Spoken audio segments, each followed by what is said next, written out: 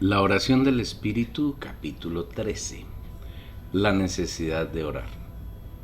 Consideramos que hasta este punto el Señor ha sido benévolo, longánimo y misericordioso con nosotros, porque nos ha mostrado muchos de sus secretos acerca de la oración, revelándolas en nuestro espíritu e iluminándolas en nuestra alma. No obstante, corremos el grave peligro de dejar que esta revelación y visión se convierte en doctrina muerta, porque la leemos, nos gozamos con ella, pero no la ponemos en práctica, no la hacemos realidad en nuestro diario vivir.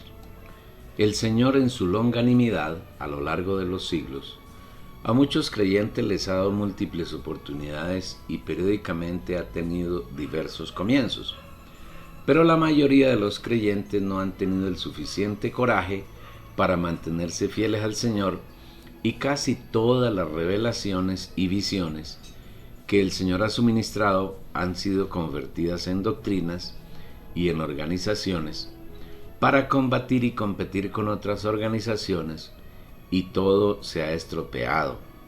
Todo ha sido usado por Satanás para confundir más a los hijos de Dios y dividir la iglesia. Como resultado, el Señor se ha visto en la necesidad de abandonar a los hermanos a quienes se ha revelado y esperar en el tiempo para encontrar otros que quieran seguirlo solamente a Él, oír su voz y su palabra y obedecerlo fielmente. Él nos ha encontrado, el Señor nos está revelando sus cosas grandes y ocultas y espera que entre nosotros pueda ganar las primicias, para transfigurarlas y levantarlas, y poder así regresar a la tierra para tomar posesión de los reinos del mundo y gobernarlos con verdadera justicia. El Señor desea que de una vez por todas tomemos esta palabra y la hagamos realidad en nuestro diario vivir. Él nos está llamando para que abandonemos toda organización religiosa y con valentía decidamos seguirlo por donde quiera que va y podamos participar como las primicias, cantando el cántico nuevo que solo lograrán aprender los 144,000 que fueron comprados como primicias para Dios y para el Cordero, de entre los hombres y de entre los de la tierra. Ve Apocalipsis capítulo 14, versículos 1 al 5. El Señor anhela fervientemente que de esta generación sean levantadas las primicias vivas. Él no desea prorrogar más su venida. Esta es su gran necesidad y debe ser también la nuestra. Dios desea fervientemente regresar a la tierra y nosotros anhelamos ardientemente su regreso. Señor, te necesitamos en la tierra. Deseamos que vengas a tomar posesión de los reinos del mundo. Ven ya, Señor. Gánanos como las primicias y no demores en venir. Si tomamos las palabras que el Señor nos habla por medio de la Biblia y el Espíritu, pronto estaremos cualificados para hacer las primicias y la venida de Él será un hecho. Procuremos cada día tener esta realidad. En capítulos anteriores el Señor nos ha mostrado cuáles son las oraciones que le agradan, porque se originan en Él mismo. Igualmente nos ha mostrado algunos ejemplos de personas que han agradado a Dios con su vivir de oración. También hemos visto 3 grandes oraciones, una de ellas proferida por el Señor Jesús mismo y las otras 2 exteriorizadas por medio de Pablo. Esperamos que los lectores vean en los capítulos anteriores todo lo que el Señor nos ha dado y lo vivan diariamente. Esto será muy agradable al Señor. En este capítulo deseamos hablar acerca de una parábola relatada por el Señor Jesús en Lucas 18, que establece la necesidad de orar y no desmayar. Y deseamos en el Señor mirar cada una de sus palabras, tratando de encontrar revelación y visión en ellas. Leamos lo que el Señor dice al respecto. También les dijo Jesús una parábola sobre la necesidad de orar siempre y no desmayar, diciendo: había en una ciudad un juez que ni temía a Dios ni respetaba a hombre. Había también en aquella ciudad una viuda, la cual venía a él diciendo: hazme justicia de mi adversario. Y él no quiso por algún tiempo. Pero después de esto dijo dentro de sí: aunque ni temo a Dios ni tengo respeto a hombre, sin embargo, porque esta viuda me es molesta, le haré justicia, no sea que viniendo de continuo me agote. Y dijo el Señor: oíd lo que dice el juez injusto. ¿Acaso Dios no hará justicia a sus escogidos, que claman a él día y noche, aunque los haga esperar? Os digo que pronto les hará justicia. Pero cuando venga el Hijo del Hombre, ¿hallará fe en la tierra? Lucas 18, versículos 1 al 8. El Señor acostumbró a hablar por parábolas cuando trató con personas que no eran sus discípulos. Y en Mateo 3 explica la razón de su actitud.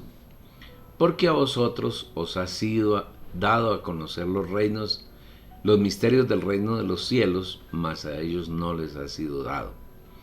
Porque a cualquiera que tiene se le dará y tendrá en abundancia, pero al que no tiene, aún lo que tiene le será quitado. Por eso les hablo en parábolas, porque viendo no ven, y oyendo no oyen ni entienden. Y se cumple en ellos la profecía de Isaías que dice: de oído oiréis y no entenderéis, y viendo veréis y no percibiréis. Porque el corazón de este pueblo se ha engrosado, y con los oídos han oído pesadamente, y han cerrado sus ojos, para que no vean con los ojos, y oigan con los oídos, y con el corazón entiendan, y se conviertan, y yo los sane. Pero bienaventurados vuestros ojos porque ven, y vuestros oídos porque oyen, porque de cierto os digo que muchos profetas y justos desearon ver lo que veis y no lo vieron, y oír lo que oís y no lo oyeron. Mateo 13, versículos 11 al 17. Aquí el Señor estableció varios principios, pero hay uno que llama vigorosamente nuestra atención, y es aquel cuando afirma: porque a cualquiera que tiene se le dará y tendrá en abundancia, pero al que no tiene, aún lo que tiene le será quitado. El Señor nos dio inicialmente, cuando creímos en Él, un poco de sus riquezas, pero Él desea que mediante el ejercicio de nuestro espíritu aumentemos rápidamente esas riquezas en nuestro vivir. Si no las aumentamos, las quitará, pero si nos damos a Él, si vivimos diariamente en el espíritu, si disfrutamos la porción de riquezas que nos dio, éstas aumentarán, y Él nos dará más y más hasta que rebosemos de abundancia. Volviendo al tema, las multitudes están conformadas por incrédulos que se acercan al Señor no para buscar su voluntad, sino para satisfacer las necesidades personales. Y muchas veces ese acercamiento tiene un carácter morboso. Para un ejemplo, veas el relato de Juan 6. De otro lado, debemos entender que la palabra de Dios es profunda y misteriosa, y como tal requiere revelación y visión para poder ser entendida. Una parábola está escrita en un lenguaje cuyo significado no es visible ni entendible fácilmente, sino que las palabras que contiene son una especie de velo que oculta el verdadero significado del contenido de la parábola. Para entenderla hace falta que el Señor nos dé espíritu de sabiduría y de revelación.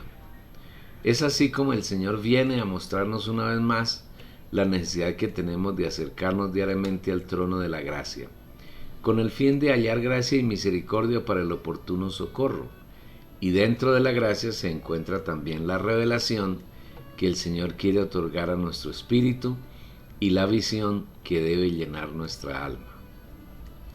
El Señor entonces libera una parábola en la que quiere mostrarnos la necesidad de orar siempre y no desmayar.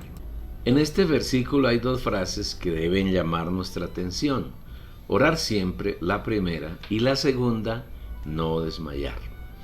En nuestro corazón debemos ganar el hábito de orar siempre. Debemos lograr la costumbre de orar sin cesar. Orad sin cesar. Primera Tesalonicenses 5, versículo 17. En todas las actividades de nuestro diario vivir, el Señor debe ocupar el primer lugar en nuestro corazón. Debemos recobrar la pérdida del primer amor, la cual es el comienzo de toda degradación de la iglesia, como el Señor relata en Apocalipsis 2, cuando le reclama al ángel de la iglesia en Éfeso y le dice que la causa de su degradación ha sido el haber caído del primer amor. Pero tengo contra ti que has dejado tu primer amor. Versículo 4. Lamentablemente tenemos que decir que la mayor parte del día los creyentes ignoran al Señor. Algunos acostumbran a tener un poco de comunión en algún momento, especialmente al comienzo del día, y después se dedican a sus cosas y lo ignoran completamente. En esto consiste caer del primer amor, y este es un factor poderoso que hace y ha hecho que la iglesia se degrade y se separe del Señor. Por eso, antes de liberar la palabra, el Señor pone una condición: la necesidad de orar siempre. Orar siempre es el genuino arrepentimiento de haber caído del primer amor. Para los incrédulos existe un gran pecado por el cual serán juzgados en el juicio del trono blanco: no haber creído en el enviado del Padre, su Hijo, nuestro Señor Jesucristo. Este juicio será para condenación eterna. Igualmente, para los creyentes hay un terrible pecado por el cual serán juzgados en el tribunal de Cristo: no vivir diariamente al Señor Jesús, no reconocerlo ni tenerlo como su primer amor, tenerlo en un segundo lugar, vivir una vida de indiferencia frente a Él, no darle el lugar que le pertenece en su vivir. Si somos honestos con Él y con nosotros mismos, tenemos que reconocer, aún con tristeza y dolor en nuestro corazón, que esa es nuestra condición diaria. La mayor parte de los 86.400 segundos que tiene un día los pasamos fuera de la comunión de Él. Pensamos, decimos y hacemos decenas y centenares de cosas sin contar con su aprobación. Nos acordamos de Él cuando hemos hecho las cosas, especialmente cuando ellas no resultan como pretendemos y deseamos que sean. Este es un gran pecado del que adolece la mayoría de los creyentes. El Señor nos advierte para que nos arrepintamos, nos volvamos a Él de corazón, nos reconciliemos con Él, volvamos al primer amor, para que haciendo así el candelero no sea quitado de nuestro lugar, porque si es quitado quedaremos en tinieblas y perderemos completamente la visión de su voluntad, su deseo y su beneplácito. Es por esto por lo que el Espíritu afirma en 2 de Pedro 3, versículo 4. El Señor no retarda su promesa, según algunos la tienen por tardanza, sino que es longánimo para con vosotros, no queriendo que ninguno perezca, sino que todos procedan al arrepentimiento. Observa que el Señor aquí habla de arrepentimiento y este no se da entre los incrédulos. Quienes nos arrepentimos somos los creyentes, quienes hemos creído en el Señor Jesús.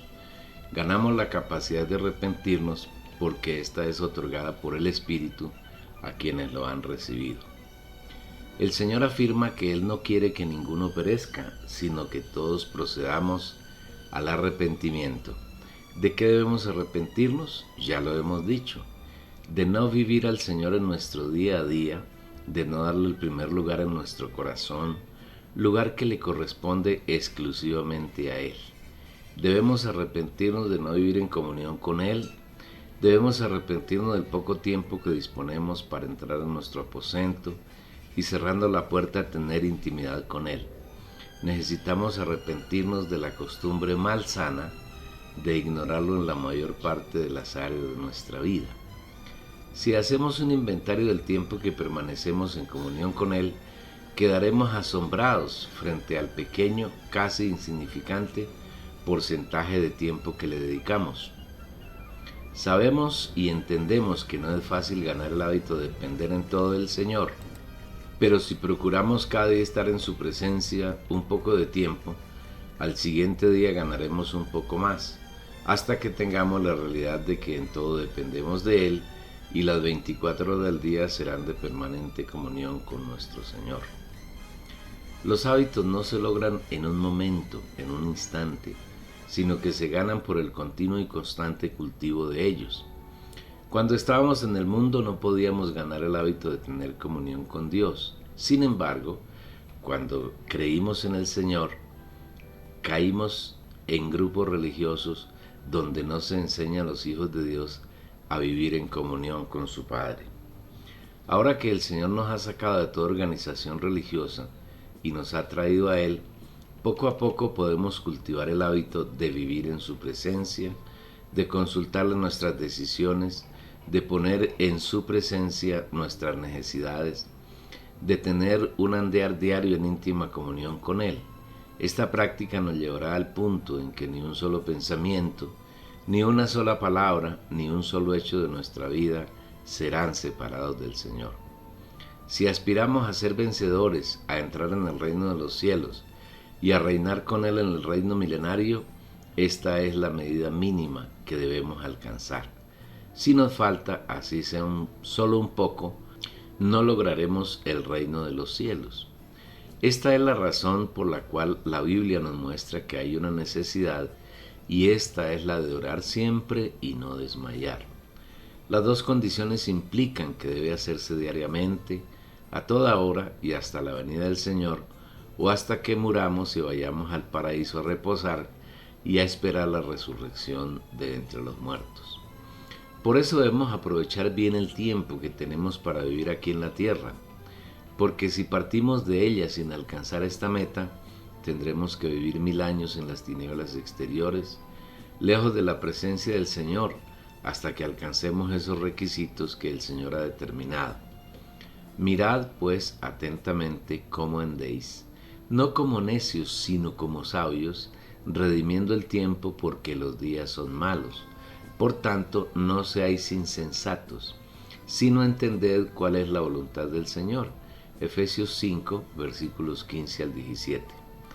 Una vez que el Señor nos ha hablado de estos dos requisitos, comienza a expresar la parábola de la viuda y el juez, que esperamos revelar en la medida de la profundidad en que Él nos supla su misericordia.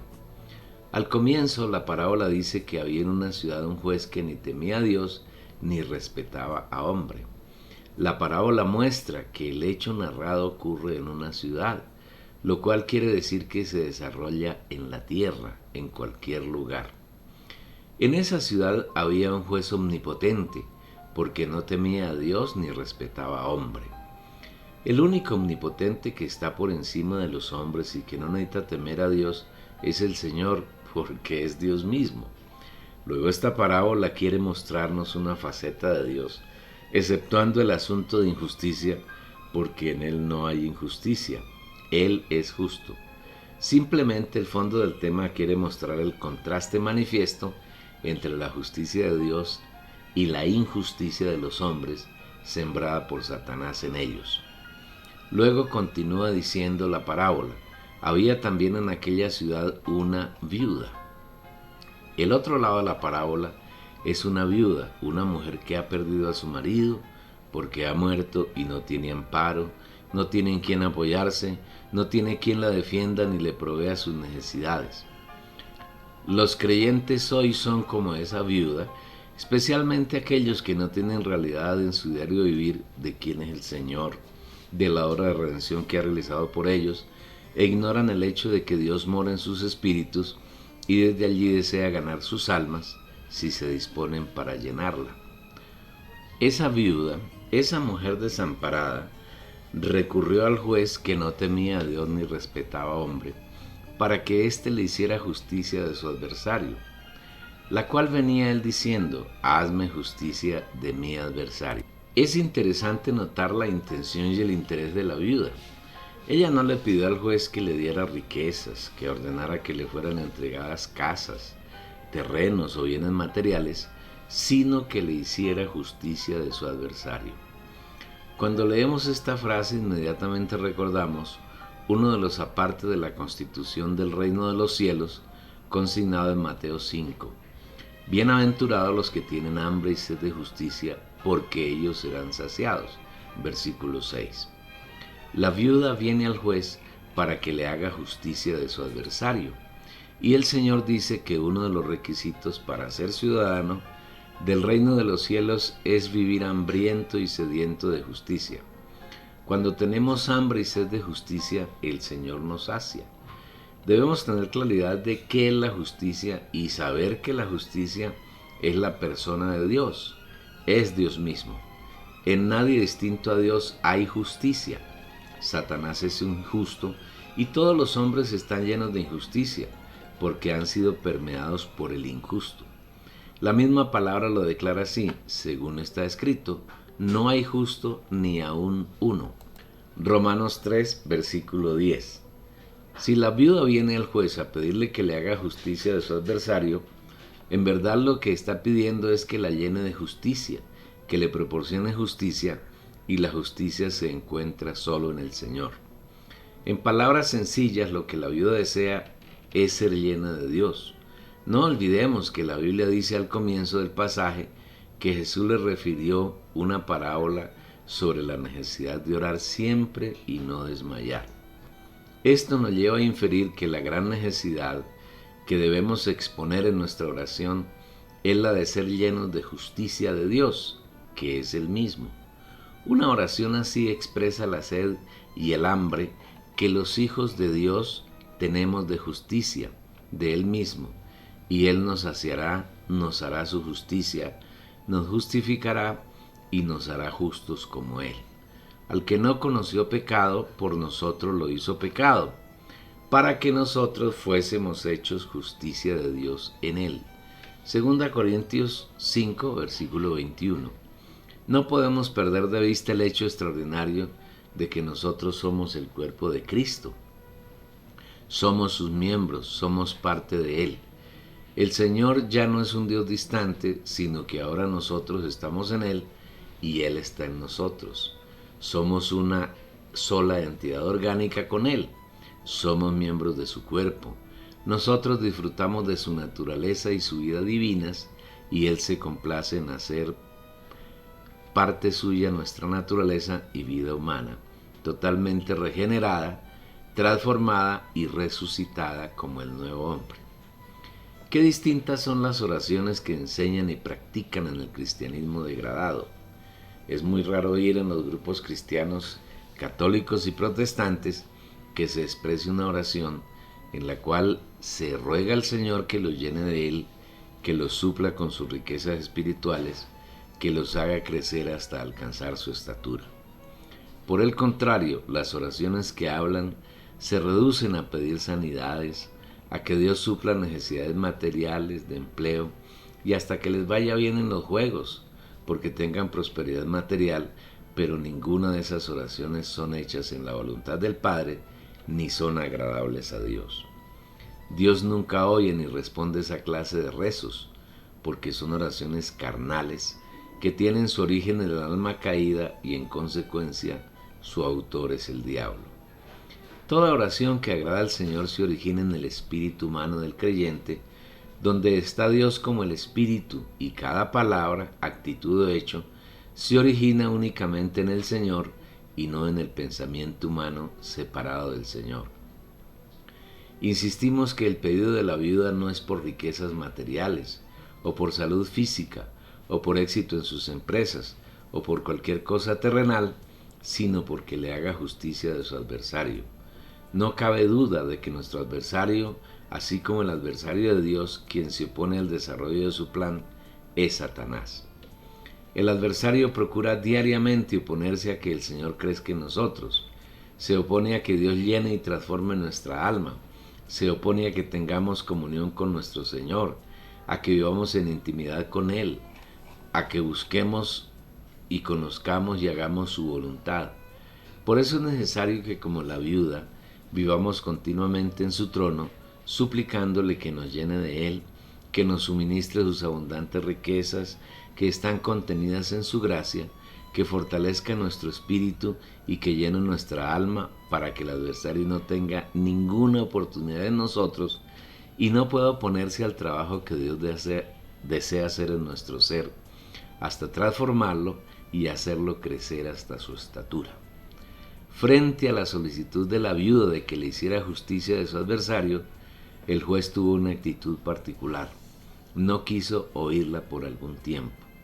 Y él no quiso por algún tiempo. Lucas 18, versículo 4. En primer lugar, el Señor quiere mostrar aquí la característica más sobresaliente de la justicia impartida por los seres humanos.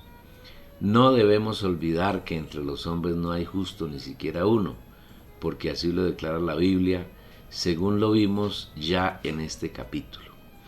Los hombres que están en el mundo, aquellos que viven conforme al mundo, no pueden ser justos, porque por naturaleza son injustos, ya que en ellos mora el injusto Satanás. Un hombre es justo solamente si el Señor, que es el único justo, mora en su espíritu humano, y ese hombre le permite a él expresarse a través de su alma. Es decir, solamente si somos hijos de Dios y disfrutamos cada día sus riquezas, llenando de ellas nuestro corazón, podemos ser justos y expresar a Dios como la justicia.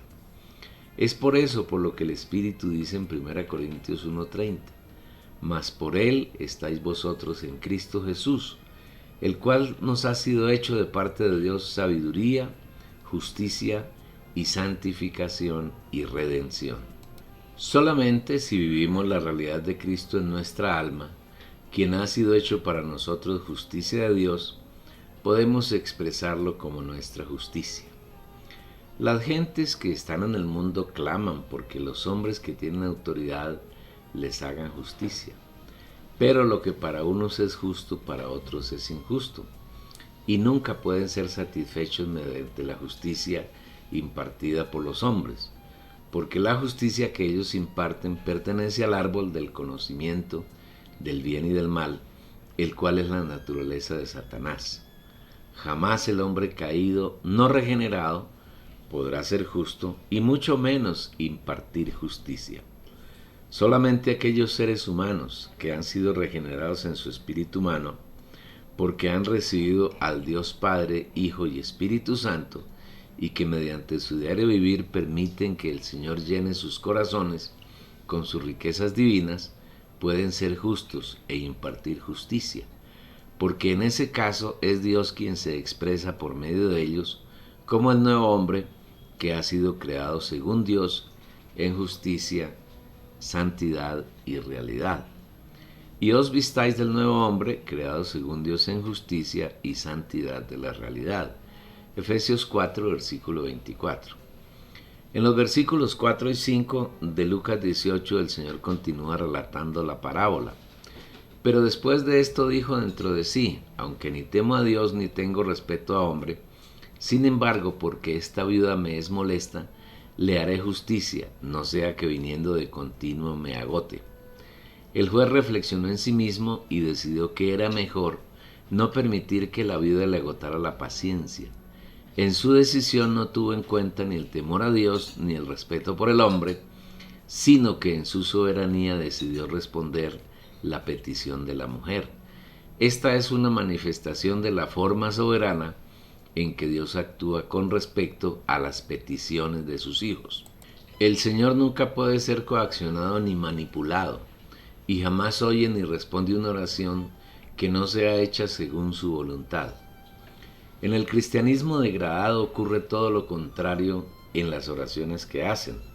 La inmensa mayoría de esas oraciones no son conforme a la voluntad del Padre, porque no se realizan en el aposento más interior, es decir, en el espíritu humano de quienes las liberan, ni son secretas como le agrada al Padre.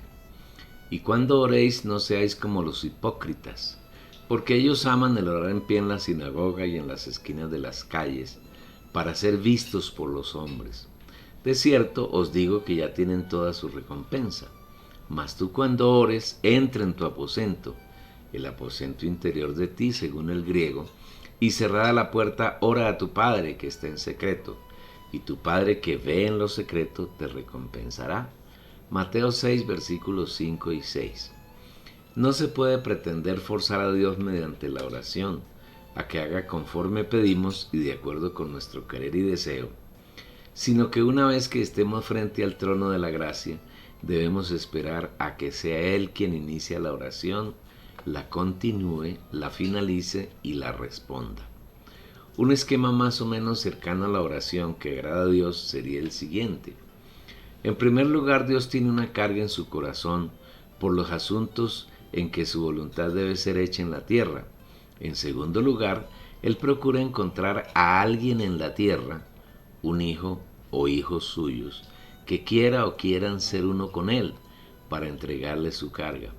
En tercer lugar, cuando ha encontrado a ese hijo dispuesto, pone su carga en el creyente y éste ora conforme a la voluntad del Padre. Por último, Dios responde la oración porque salió de él y volvió a él. Esta es la razón por la cual el juez demoró algún tiempo en atender la petición de la viuda.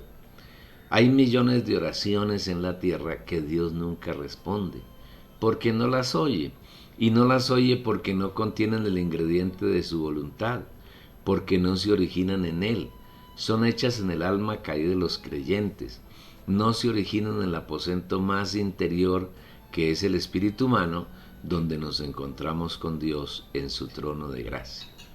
Cuán equivocadas son las oraciones de los grupos cristianos y de los cristianos en general. Cuánto intento de manipular a Dios hay en su vana palabrería. No hay diferencia con los rezos del catolicismo.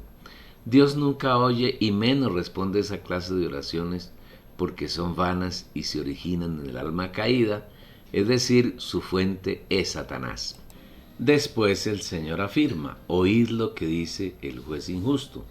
Lucas 18, versículo 6.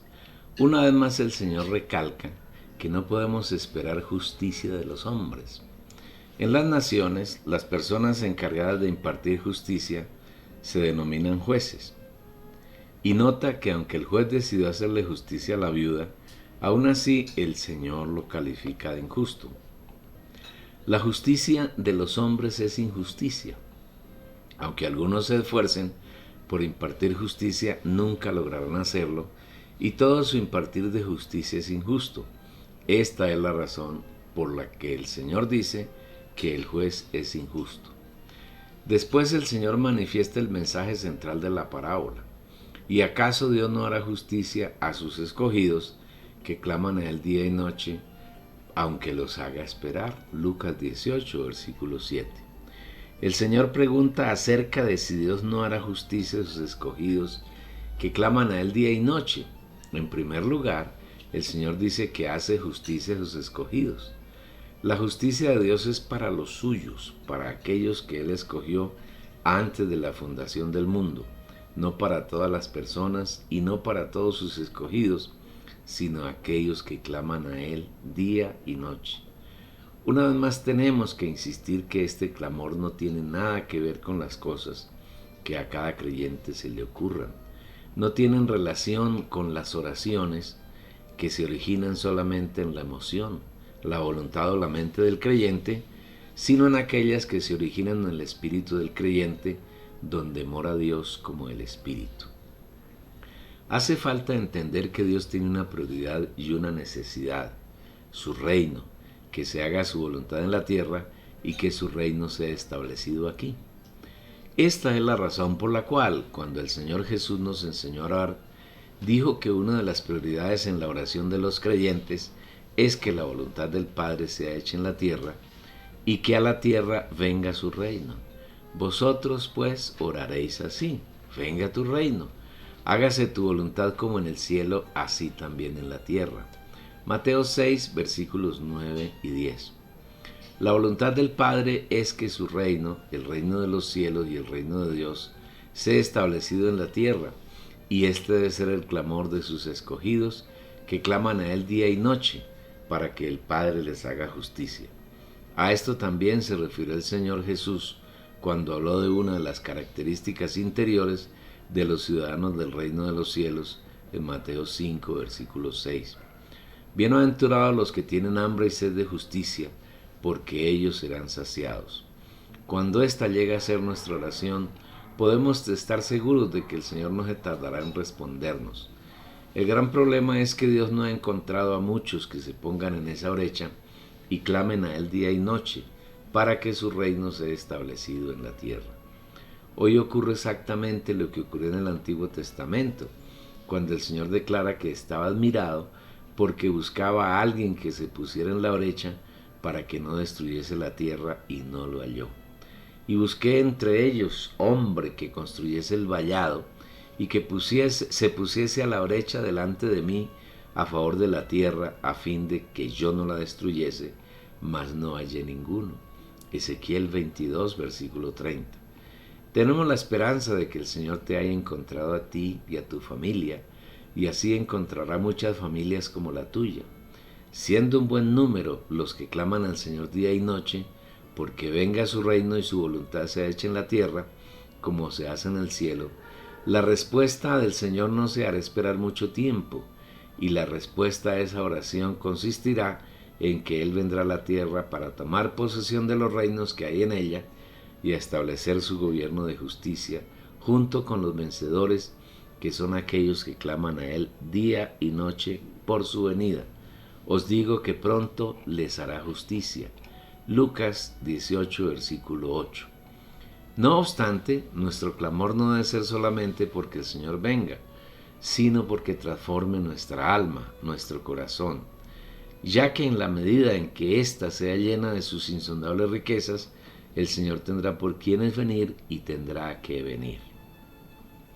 Por eso el Señor, para finalizar la parábola, hace una pregunta que nos llama profundamente la atención. Pero cuando venga el Hijo del Hombre, ¿hallará fe en la tierra? Lucas 18, versículo 8. La pregunta es bien significativa si se tiene en cuenta la actitud de las gentes de estos tiempos hacia Dios y la actitud de los creyentes contemporáneos hacia nuestro Señor. Parece ser que en la medida que se acerca el día de la venida del Señor, la fe va menguando, y el Señor cuenta hoy con muy pocos de sus hijos que lo sigan a Él, que lo amen de corazón sincero, que tengan interés solamente en sus deseos y que cumplan su voluntad.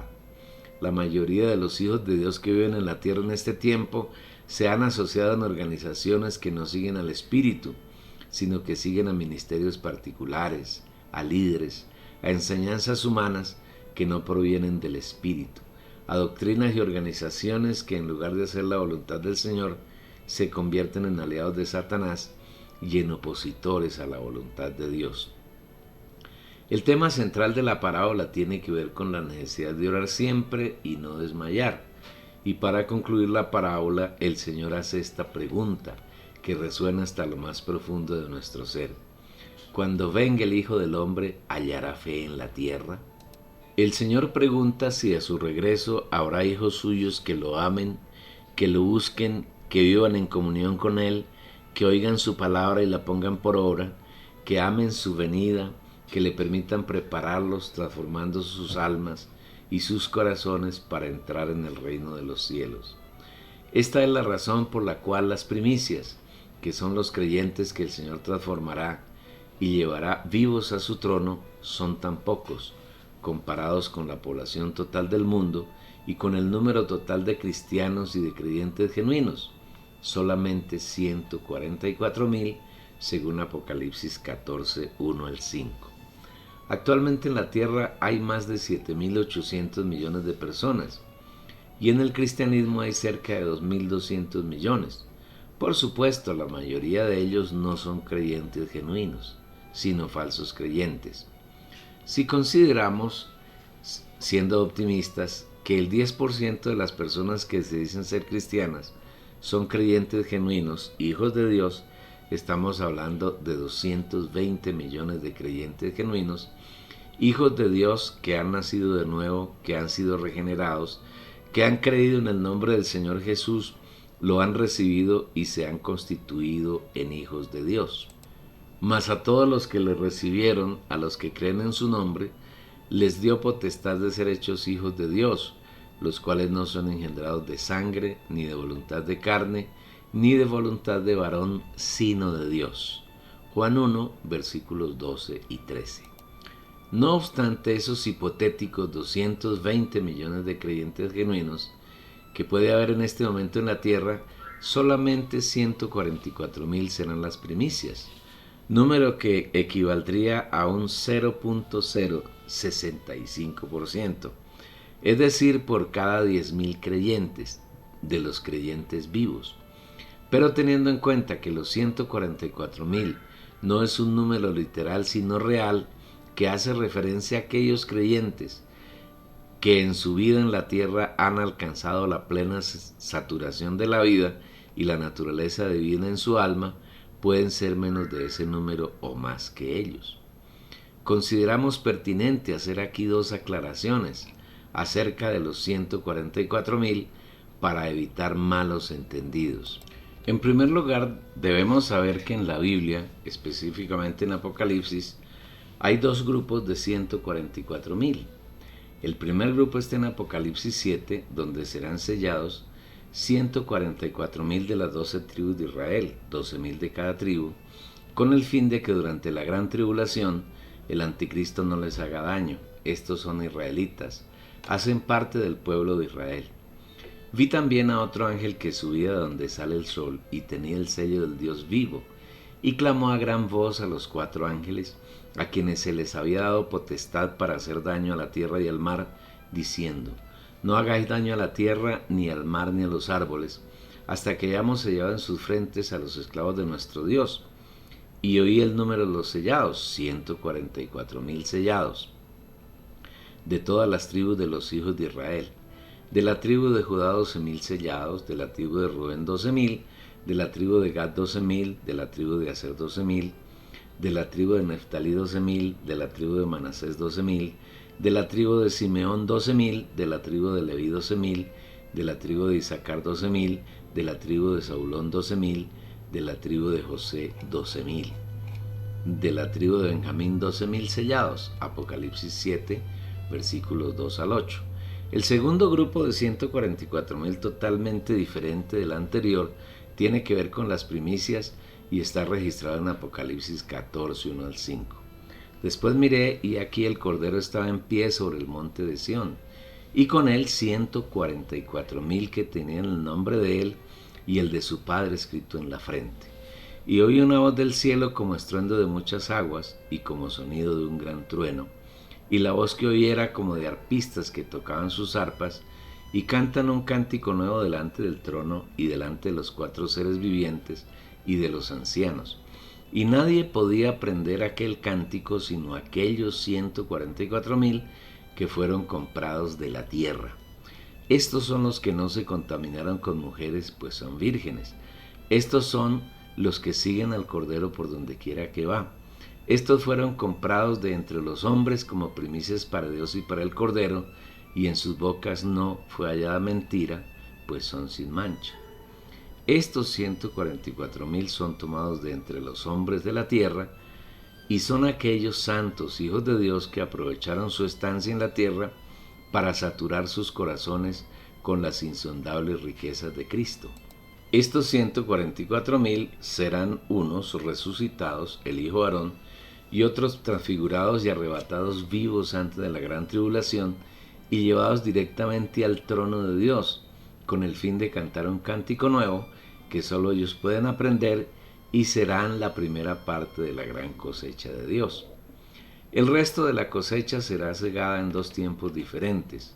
Una gran multitud que nadie podía contar en el cielo, de toda tribu, lengua y nación, que habrán pasado por la gran tribulación.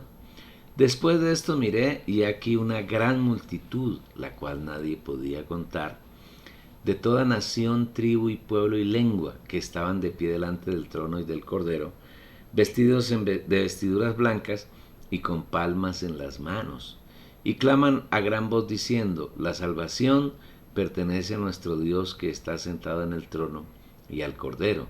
Y todos los ángeles estaban en pie alrededor del trono y de los ancianos y de los 4 seres vivientes, y se postraron sobre su rostro delante del trono y adoraron a Dios diciendo: amén. La bendición y la gloria y la sabiduría y la acción de gracias y la honra y el poder y la fortaleza sean a nuestro Dios por los siglos de los siglos. Amén.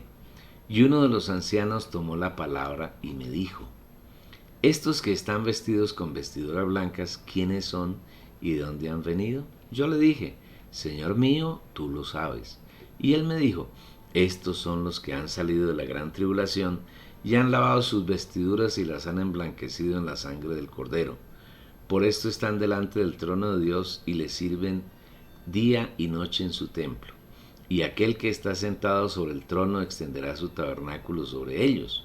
Ya no tendrán hambre ni sed, y el sol no caerá más sobre ellos, ni calor alguno, porque el Cordero que está en medio del trono los pastoreará, y los guiará a fuentes de aguas de vida, y Dios enjugará toda lágrima de los ojos de ellos. Apocalipsis 7, versículos 9 al 17.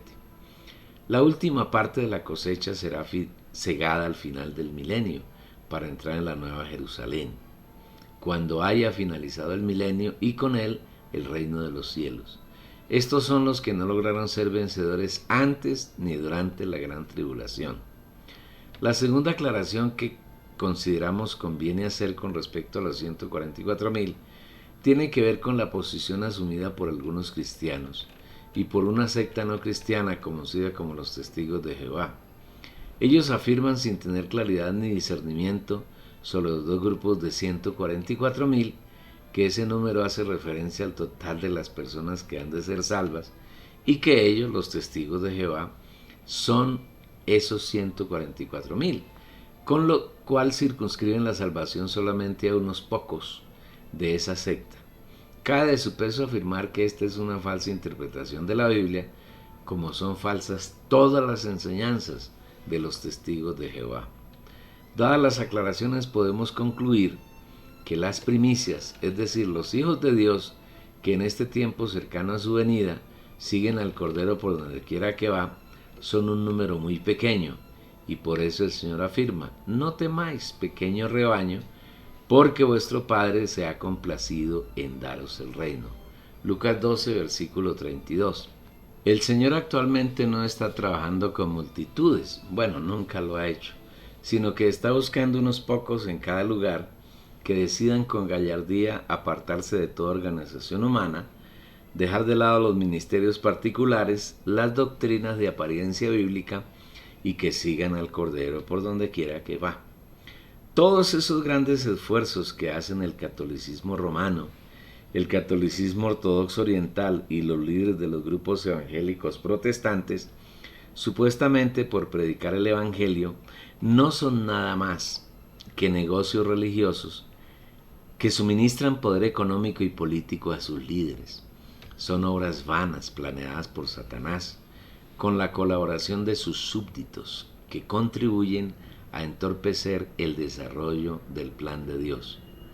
Si no puedes creerlo, te invito a que leas con oración el pasaje de Mateo 7, versículos 21 al 23. No todo el que me dice, Señor, Señor, entrará en el reino de los cielos, sino el que hace la voluntad de mi Padre que está en los cielos. Muchos me dirán en aquel día, Señor, Señor, ¿no profetizamos en tu nombre? Y en tu nombre echamos fuera demonios, y en tu nombre hicimos muchas obras poderosas. Y entonces les declararé, nunca os conocí. Apartaos de mí, hacedores de maldad. Como ya lo hemos comentado ampliamente, no queremos ser repetitivos y solamente esperamos que Dios te dé revelación y luz, y así puedas ver el engaño a que Satanás ha sometido al cristianismo de hoy.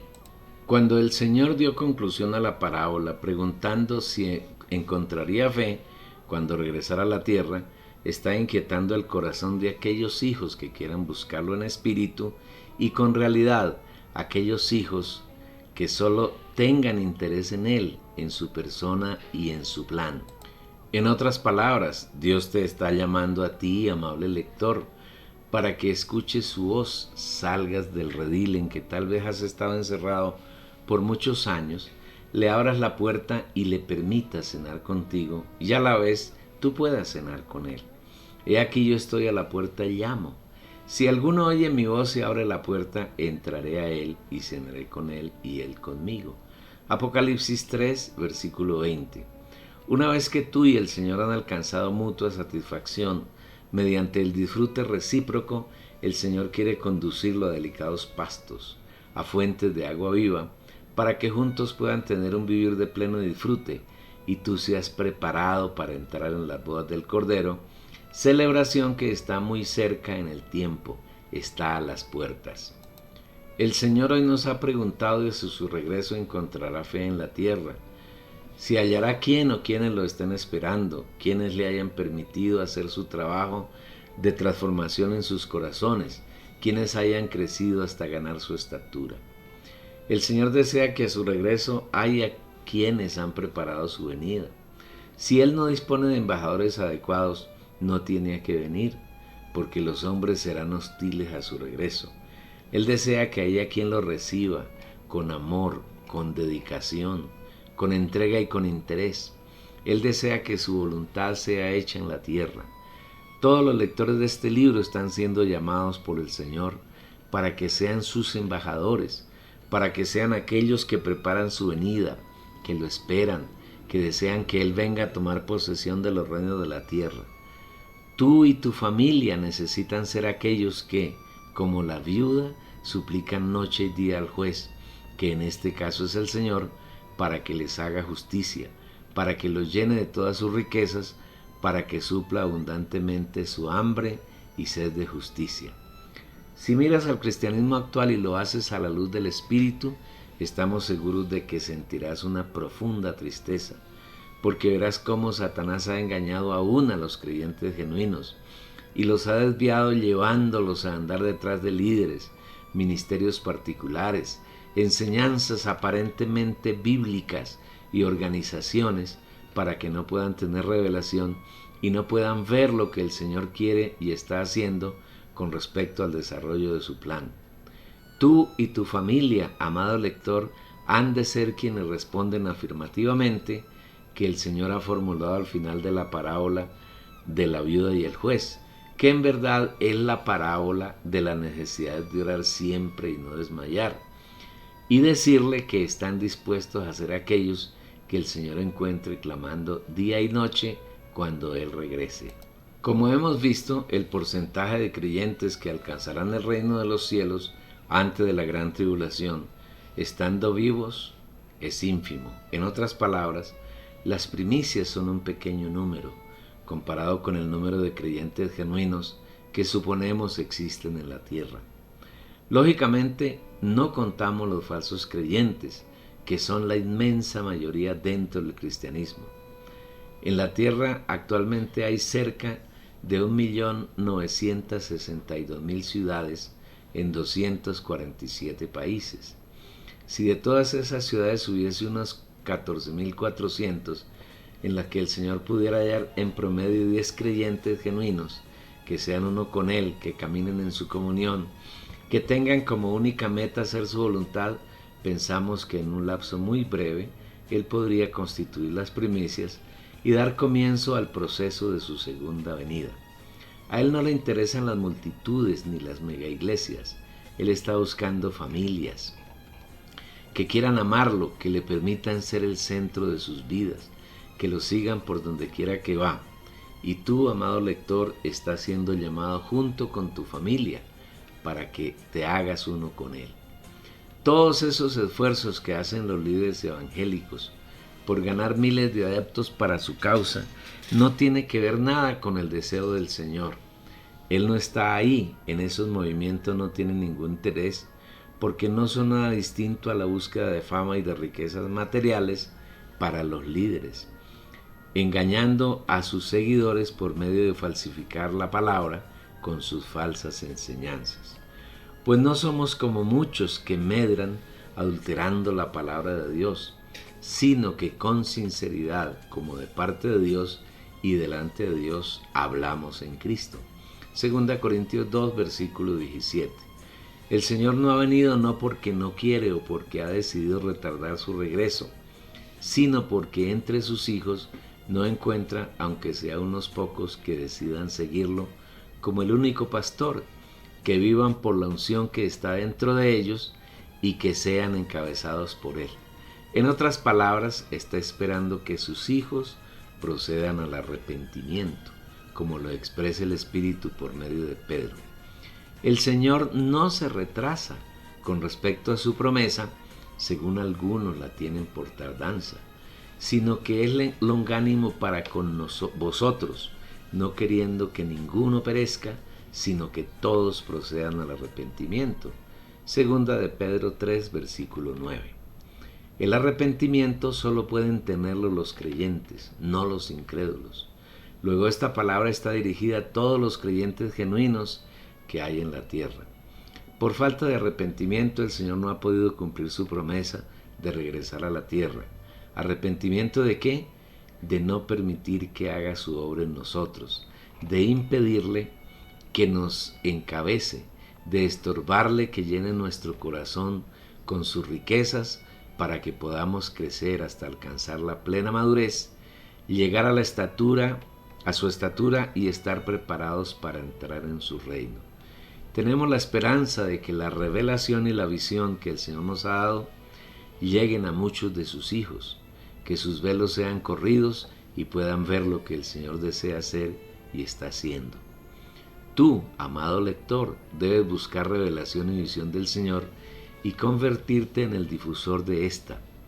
Si lo hacemos así, cuando menos pensemos, el Señor habrá completado las primicias y aún podremos reclamarle que venga, que nos supla con su gracia y podamos suplir este propósito suyo.